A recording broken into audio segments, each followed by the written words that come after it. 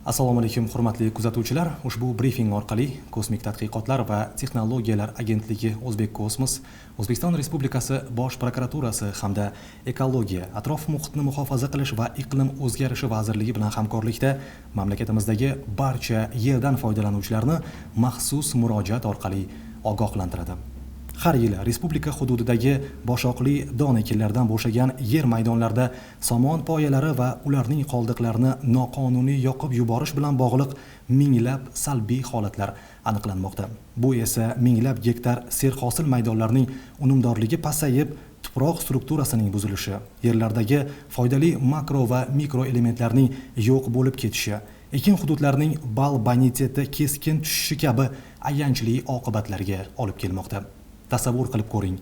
1 gektar yer maydonida boshoqli don poyasi yoqilganida 500 gram azot oksidi, 379 gram uglevodorod, 3 kilogram kul, 20 kilogram is gazi va uglerod oksidi gazi atmosferaga tarqaladi.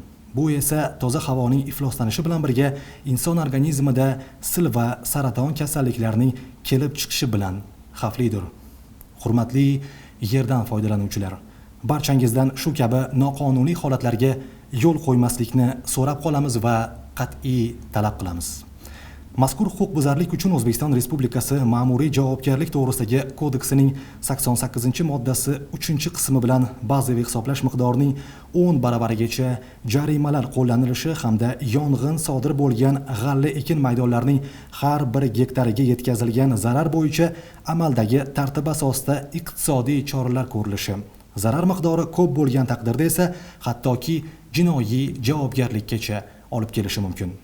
Qolaversa, bu kabi holatlar Yer kodeksining 40 va 79-moddasi, fermer xo'jaligi to'g'risidagi qonunning 17-moddasida ko'rsatib o'tilganidek, fermer xo'jaligiga ajratilgan yerlardan foydalanish va ularni muhofaza qilishda ekologik talablar va atrof muhitni muhofaza qilish qoidalariga rioya qilish majburiyatlari bajarilganini, bajarilmaganligini ifodalaydi.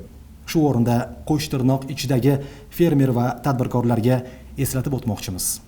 Respublika miqyosida somon poyalari va ularning qoldiqlarini noqonuniy yoqish bilan bog'liq holatlar bevosita Kosmik tadqiqotlar va texnologiyalar agentligi O'zbek Kosmos tomonidan sun'iy yo'ldosh suratlari orqali kunlik monitoring qilib boriladi.